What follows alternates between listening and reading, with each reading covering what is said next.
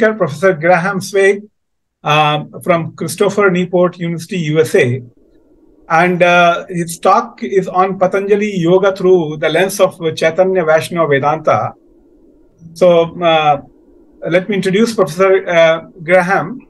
He is currently Professor of Religion and Director of Studies and Religion at Christopher Newport University in Virginia, as well as Distinguished Research and Teaching Faculty at the Center of Dharma Studies at Graduate Theological Union in Berkeley.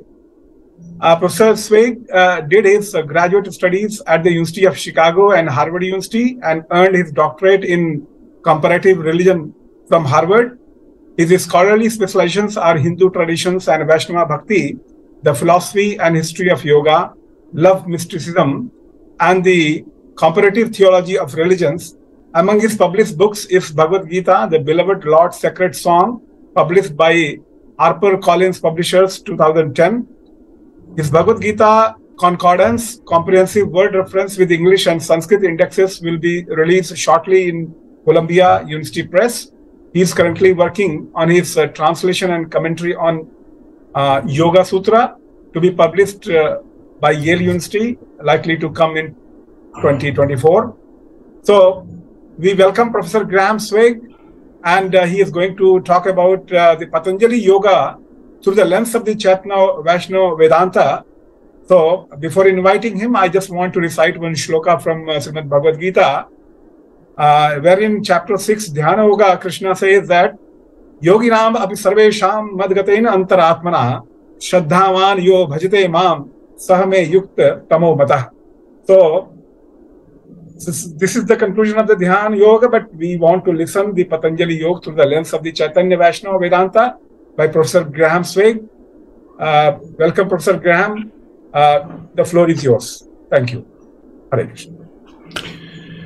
Thank you. Thank you very much. Greetings to all. My respects to all. Thank you to the organizers of this conference and making room for me to make a few minutes of presentation. Here in the U.S., it's 10:30, actually 10:40 at night, past my bedtime. So I have no idea what's going to come out of my mouth, but hopefully something a little meaningful. Okay, so I shall share my screen. I just fitted the Zoom to make sure you can see it. And I think you can see that, right? Is that good, everyone? Yes, sir. Okay, good.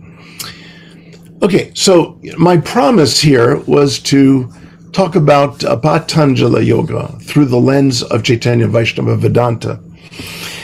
Well, I'm just scratching the surface here. So I just want to give that disclaimer.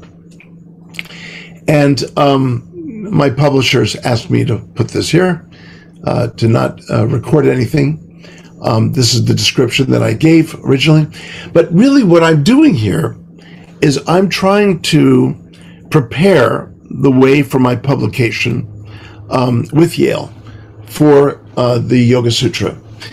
And what I'm trying to do is something quite different. I'm trying to offer a Vaishnava philosophy, or I should say a yoga philosophy, in a new key. The previous key is seeing the Yoga Sutra through the lens of Sankhya Yoga. And Sankhya Yoga is, of course, as we all know, one of the darshanas. Sankhya philosophy is one of the Shatdarshanas. But so is Vedanta. And I think that we've had plenty of translations and texts that use the lens of Sankhya to illuminate the Yoga Sutra. But my claim, my argument in the book will be that by using Vaishnava Vedanta, that more of the richness and theological beauty of the Yoga Sutra will come alive when seen through the lens of Vaishnava Bhakti Vedanta.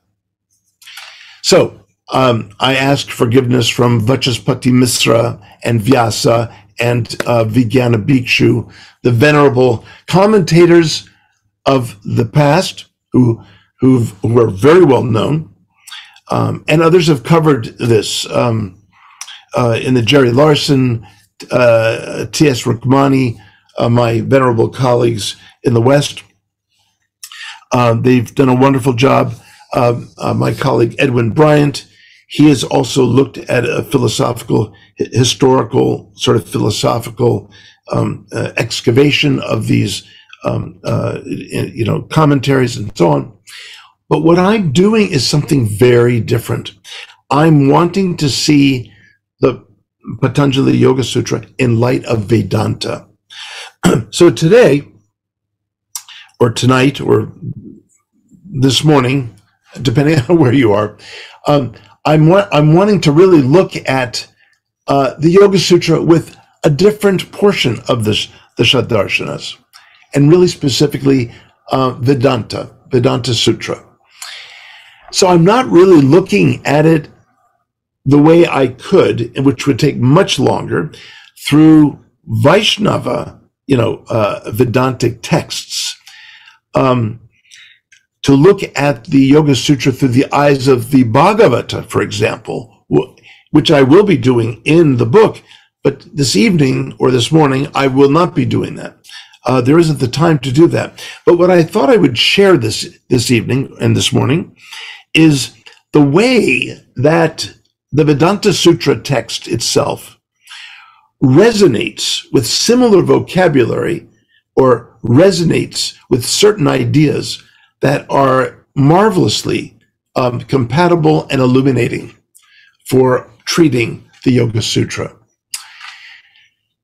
So, we have, of course, these major theological categories, these irreducible categories.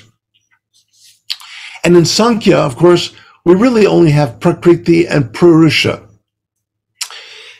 And I've always found it amusing that the person who wrote the Sankhya Karika is named Ishwara Krishna, and neither Ishwara nor Krishna are mentioned in the Sankhya Karika. So I find that rather amusing. His namesake is not at all in the very work he produces. And so in a way tonight, maybe not Krishna, Ishwara, Krishna, but Ishwara, yes, we will look at Ishwara, we will look at Purusha and other terms that are so key for Vaishnava Vedanta that appear in the Vedānta Sutra, and certainly the rest of Vaishnava Krishna Bhakti theology.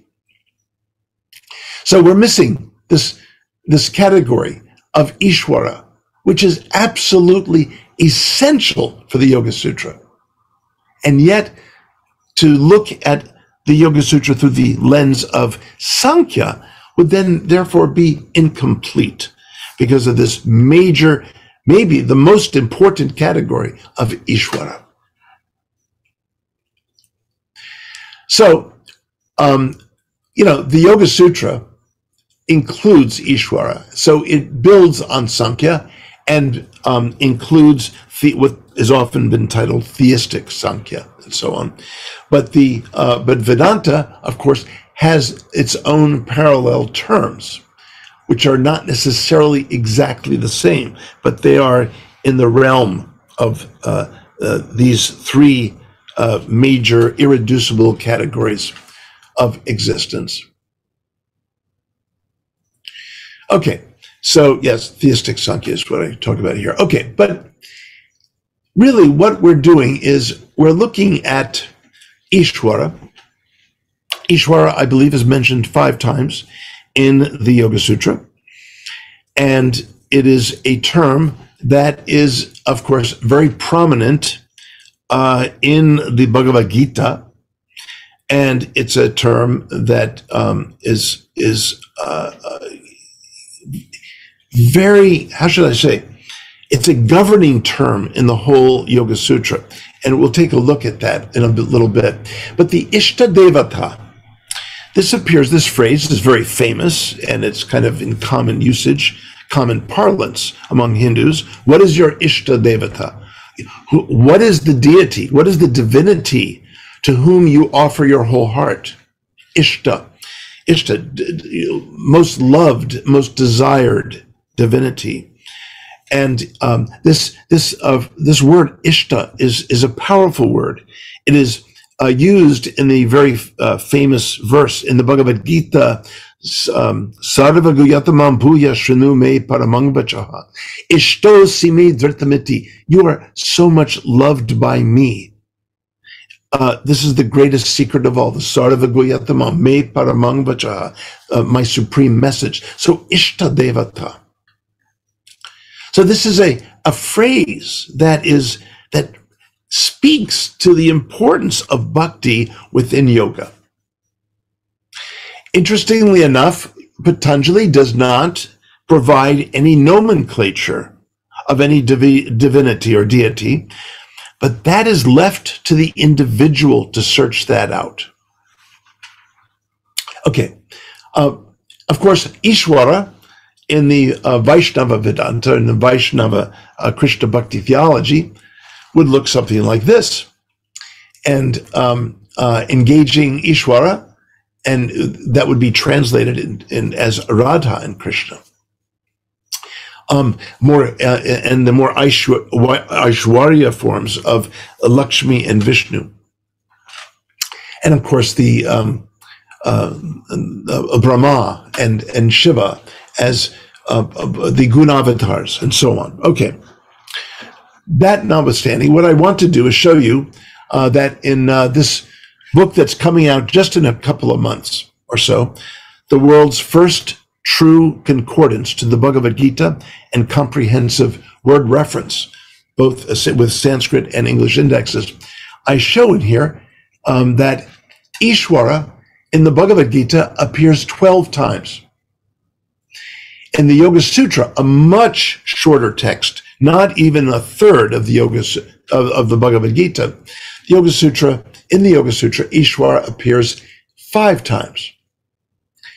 So 5 times is very substantial for a text as short as the Yoga Sutra.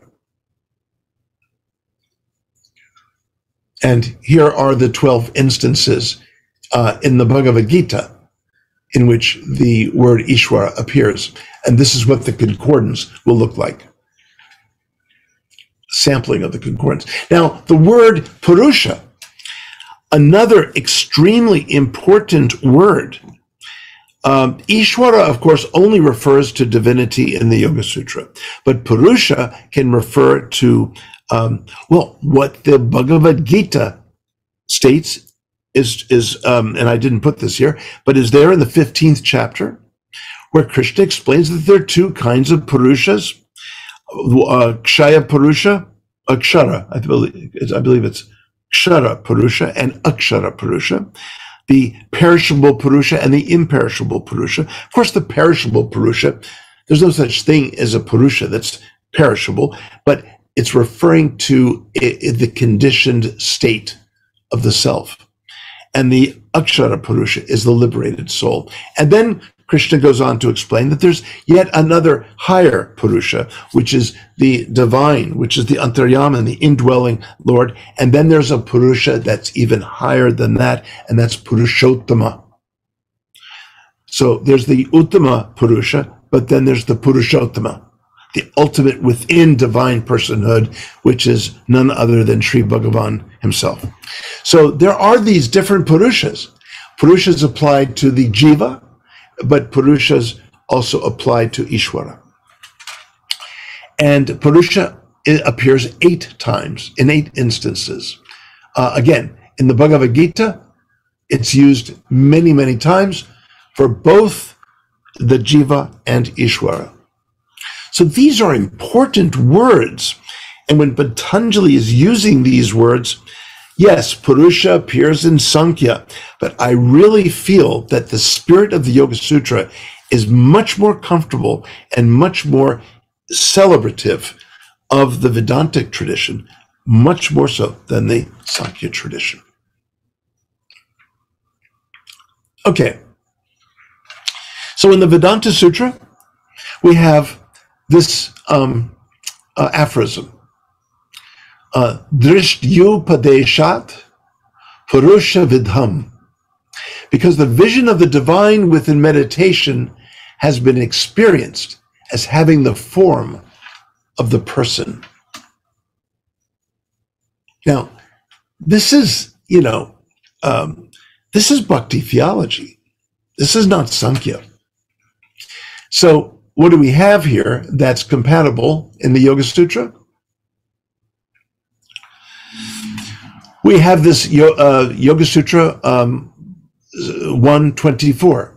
No disturbances, kleshas, nor the actions that cause them, nor the effects that result from them, nor the resting place for them, have ever touched the Supreme Person, Purusha, who is to be distinguished from all other innumerable beings as the divine source of all reality, Ishvara.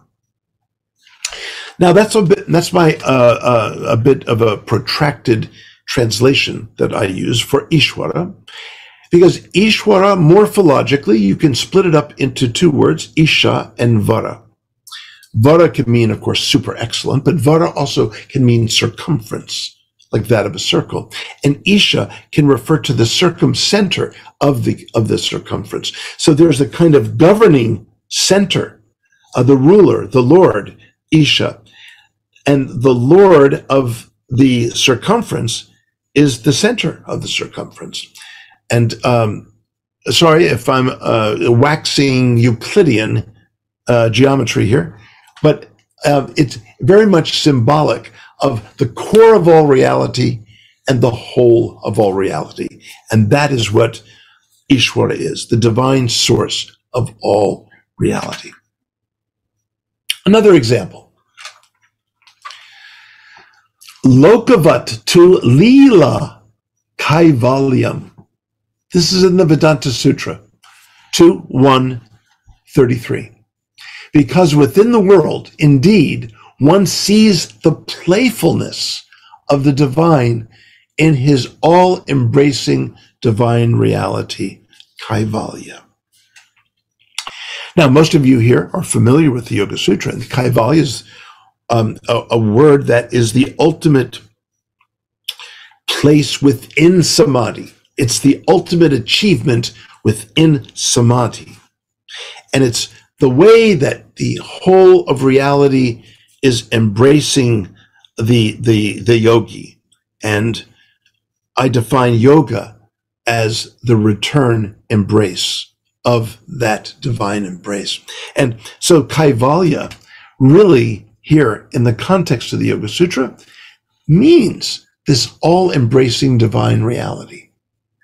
And this is what we learn, of course, in the Bhagavad Gita. Sri Bhagavan embraces the jivas from without, from within, all around us, right? Brahman, Paramatman, and Virata Rupa, respectively. And it is Bhagavan to whom the bhakta returns the embrace. That is coming ultimately. All these embraces are coming from Bhagavan ultimately, and it is the bhakta, the bhakti yogi, who returns the embrace in his or her practice of yoga.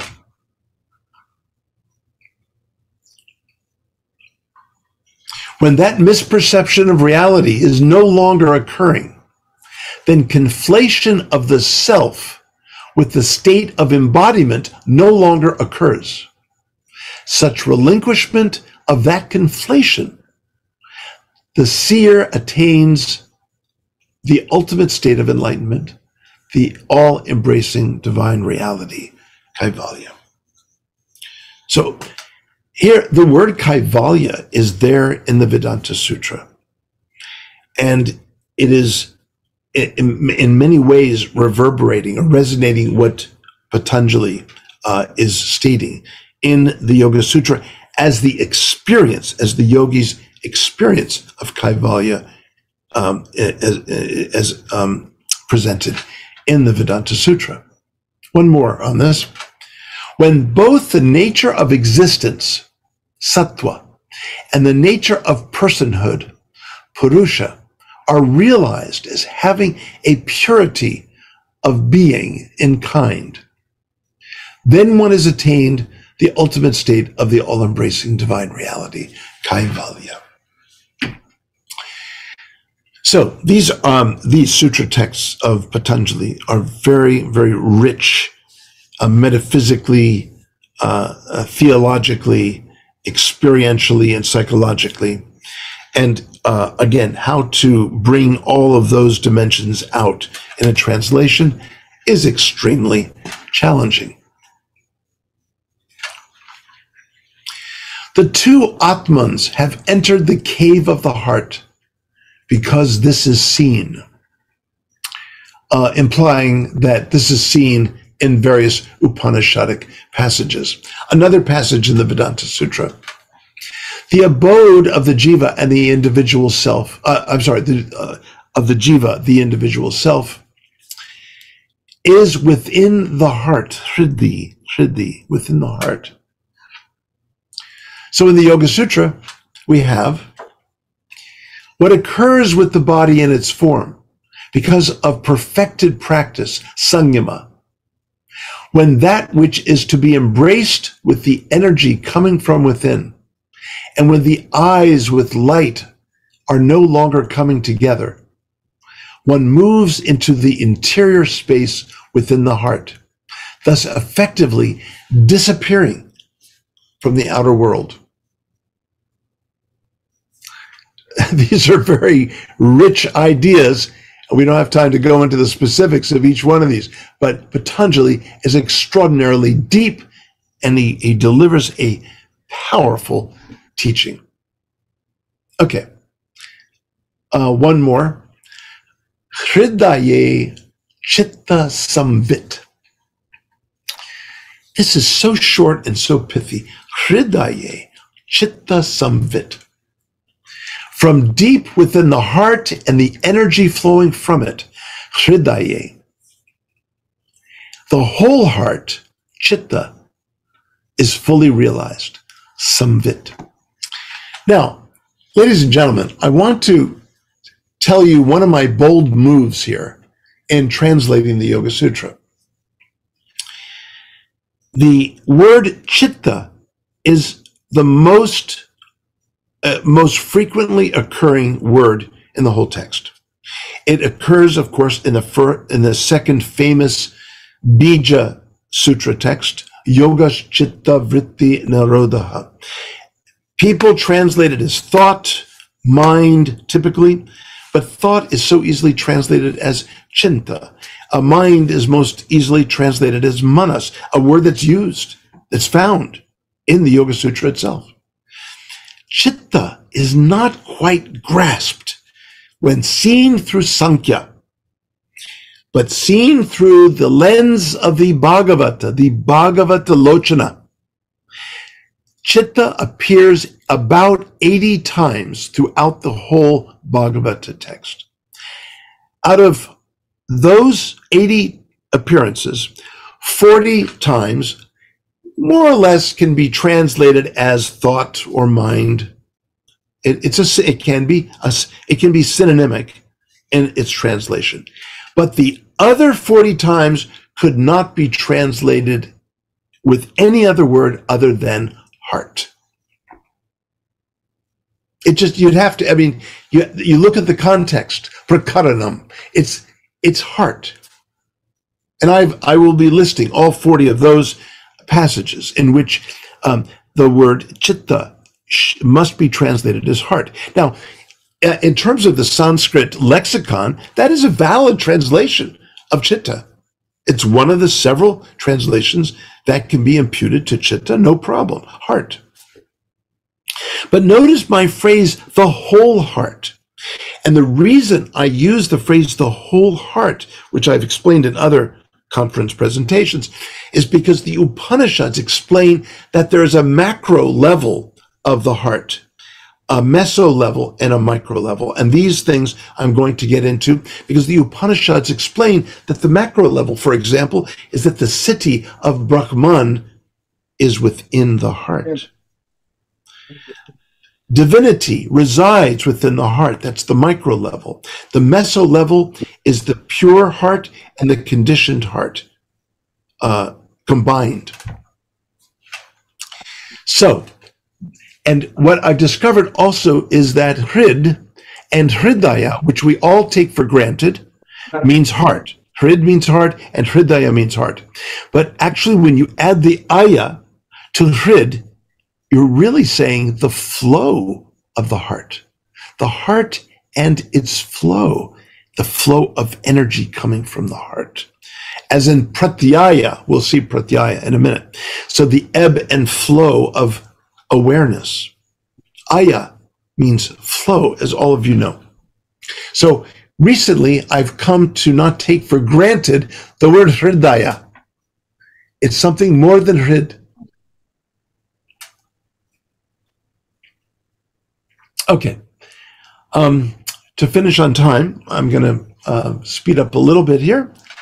And the divine becomes manifest by repeated practice in meditation. I'll simply show you these quickly. The term abhyasa, talking about repeated practice and characterizing one's constant reaching. Abhyasa is there.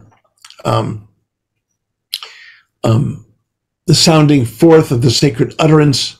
Pranava, this of course is contemplated repeatedly as japa. Okay. So again, resonating with the Vedānta Sutra, Pātañjala is delivering here.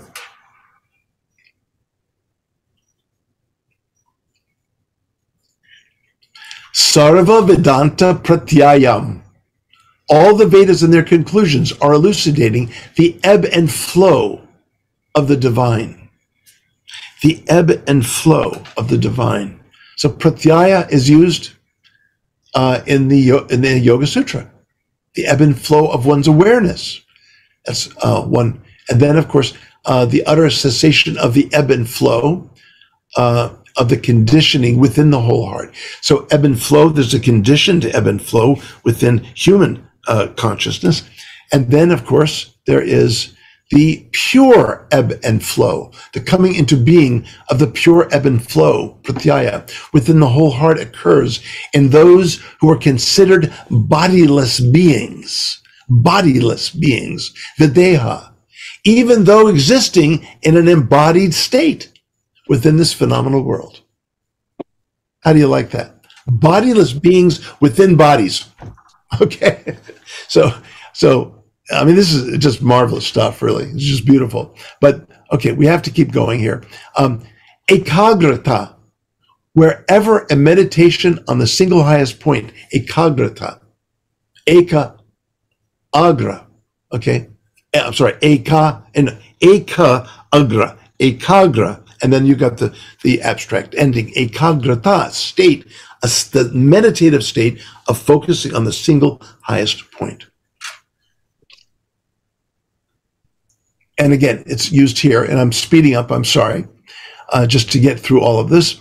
The ebb and flow of one's meditation, then one's realization within the whole heart of the single highest point of reality. So again, we've got ekagrata. Divinity as both the source and totality of all that exists has undergone a transformation. Chittasya ekagrata parinamaha. Beautiful, beautiful stuff, okay? So, again, I'm going to, in the interest of time, we're going to keep moving here, okay? Being near to the divine, upastite tas tad vachalat. Upastite, that's the key word. Upastita, this nearness, this moving near. Therefore, is on account of statements found in sacred writings. Okay, so this coming close together with the divine, this coming close together, this close coming together of the divine is known in Pātañjala as samapatti, mistakenly thought as synonymous with samadhi. No, samadhi is the self that gives itself completely over to the object of meditation. But samapatti is that, yes, but it's also the object of meditation giving itself over to the meditator. And that... Professor Graham. So it's really, it's all lucid to listen to, because it's lucid to listen Patanjali Sutra in this way. But I would request you to wind up in 1 minute, under 1 minute, so that we Yes. can... Yes, that will give me a full half hour. That's fine. Okay, so basically what we have here is a special kind of grace, anugraha. And this is clearly implied in grahitra grahana grahya. Listen, we can all hear the verb root gra. And naturally, the yogi embraces the object of meditation. The embracing is there, and then the grahya, that which is to be embraced. Well, anugraha, which is the word used for grace, means that which follows the embrace of the yogi. And that's the being anointed by divine grace.